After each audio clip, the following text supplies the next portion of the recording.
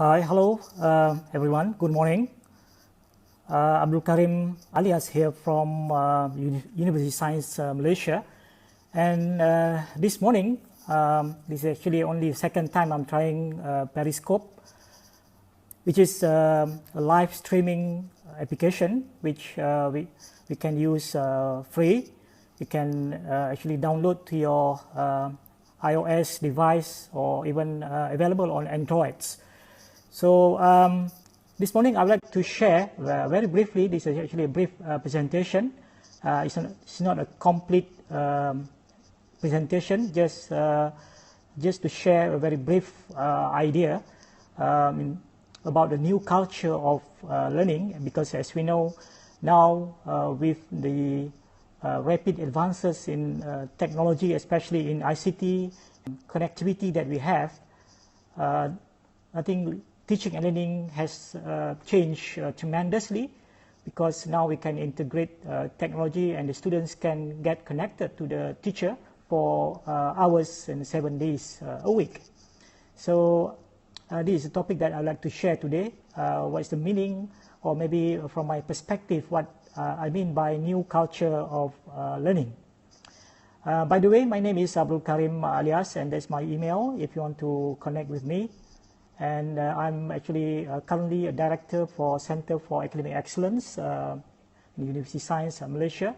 And this center is actually responsible to run a professional development program for our academic staff. And actually we also run a program for our students as well. So let me start this presentation. The outline for my presentation this morning. I would like to talk about the world of constant change, the things that are changing rapidly and dynamically around us, and the roles of technology here, in particular the ICT, internet and the devices that we have to facilitate learning, and the 21st century and new culture of learning.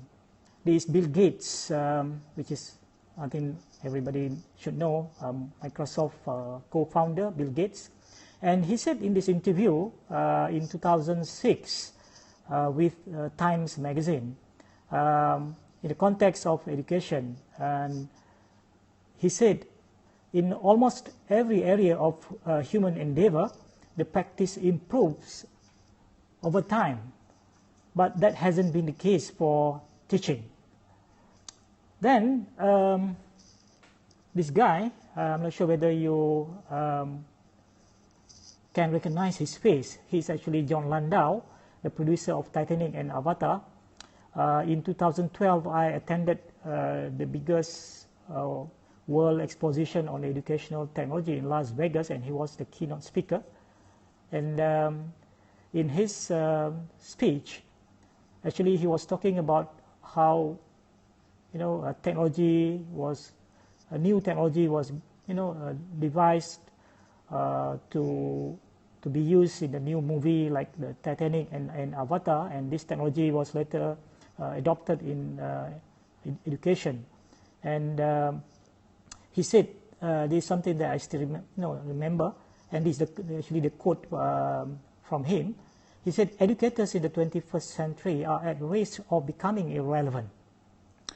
Actually, he was talking about the world as a global classroom, because now with the access to the internet, everyone actually can learn beyond the physical boundary of the classroom.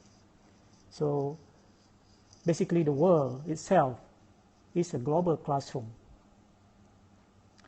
And Stephen Happel in 2011, he said this: more change will happen in education in the next 10 years than in the past 100 years. Well, if we look at in the last centuries, in the 20th centuries, in the 19th centuries, the kind of technology that we have is very much different from what we have now in terms of the connectivity, in terms of how we can connect to each other. So with the rapid advancement in the technology, especially ICT, almost everyone now can be connected, and the speed of the internet now is increasing For example, in Malaysia, as of I think early this year I saw the statistic, the internet penetration is stand around 66 or 67%, and in most ASEAN region also probably around 40 to 50%, and this will keep increasing. So how do we leverage, or how do we take advantage of this connectivity? So with this connectivity and with the mobile devices in the hand of our students or our learners, learning can happen anytime, 24/7. So with all this technology, according to Stephen Happel, more change will happen in education in the next 10 years than in the past 100 years. So in other words, that if educators, if teachers are not willing to change, are not willing to learn new skills, then as Jon Landau said, educators in the 21st century are at risk of becoming irrelevant if they are not keeping up with new advancement in technology and try or able to integrate that in their classroom teaching. So what are the driving forces that change or drive the changes in the future higher education? So basically, as you can see on the slide here, we have the force of globalization. I think we have no choice but to deal with the effect or the impact of globalization. And already we can see here, for example, in Malaysia, we have campuses or international or foreign universities, the campus being set up here all over Malaysia. We have Monash University, we have Nottingham University, we have even Reading University, my alma mater, and we have a number of foreign universities now being set up in Malaysia now, and it's happening around the world. So that's actually the impact of globalization as far as higher education is concerned. Then of course technology. I think everyone can see the impact of technology now and how technology has permeated in all aspects of our life now, including education. And another big thing that is driving the change in higher education now is so-called massification of education. So this is what we have MOOC, massive open online course, and also the different kind of demand in the market now, the different kind of skills that the employers want to have in the graduates in the future, because they have to prepare for the kind of job that not even exists at the moment. So we are living in a world of where economy now is being driven by knowledge. So we need knowledge workers. We need to develop a knowledge society.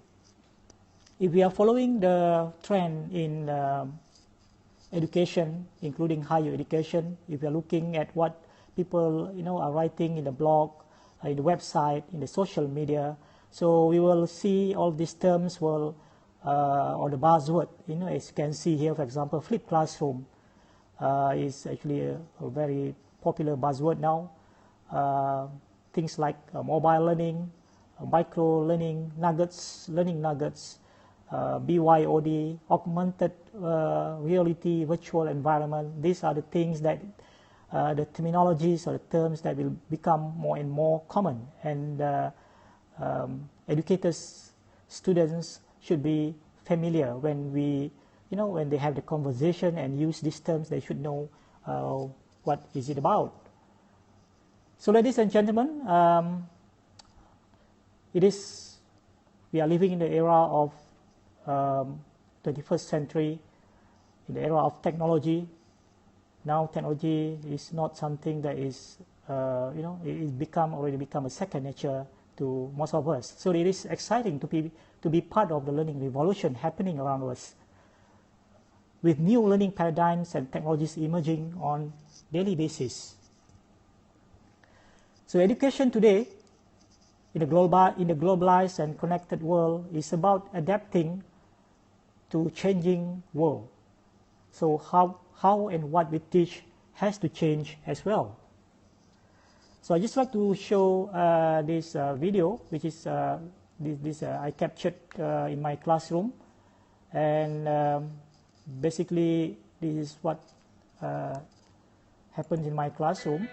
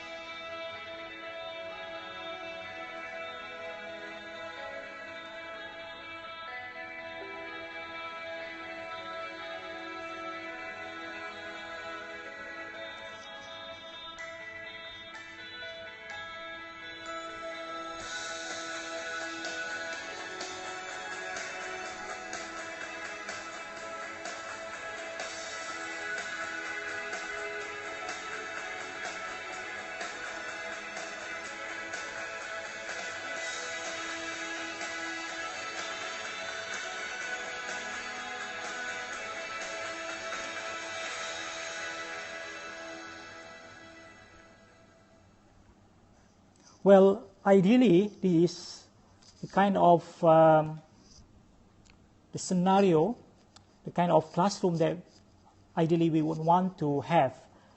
And this is possible, for example, if we use approach or strategy, what we call nowadays as a flipped classroom. Because only with flipped classroom model, it is possible now for us to have more time in the classroom to do such active learning activities where we engage the students in the group work and in discussion, in problem solving, and all these learning activities that would engage them in the thinking process that would bring them into the higher level thinking in the Bloom taxonomy. So from the activity that we saw in the video just now, the students actually can after the classroom, they can summarize what they have done, what they have learned, what they have understood, using other tools of technology such as this one that you see on the slide here. They use a Padlet, and they just summarize and took the picture, and they add additional materials, multimedia material like video here. They summarize, they took the picture of the poster that they did in the classroom. They summarize in the form of flowchart or mind map. They added more materials that are relevant to that particular topic. So this is where we actually get students deeper and deeper into the topic, so that they can actually really get the conceptual understanding. Then they are able to apply this knowledge into a new scenario or a new situation. So ideally, that's the kind of environment that we want to create for our students in the classroom. And this is another form from the same activity. Another group choose another tool to summarize, and yet another group use yet another tool. So we allow them to create and to generate their own work. So this is where the creation part, the create part in the Bloom taxonomy, we bring them into that level where now they are able to kind of synthesize what they have learned into a presentation like this, where they incorporate all the elements here. Okay. So the last two slides. So as I said earlier, this is not a complete presentation, just to get a feel and the flavor of what new culture of learning is about. But basically, the scenario is changing in the world of education, in teaching and learning. So we need our teachers to be exposed to a new paradigm, to change their mindset. And higher education is a major driver of the global knowledge-based economy, since economic competitiveness depends on the long run on the quality of human resources, basically our talents. Our teachers are our talents. So we need to be able to get them to be exposed to this new so-called culture of learning, so that the beneficiary at the end of the day ultimately is our students. And this is the last slide in this short presentation from this book by this very well-known writer, Parker J. Palmer, from the book The Courage to Teach, Exploring the Inner Landscape of Teacher's Life.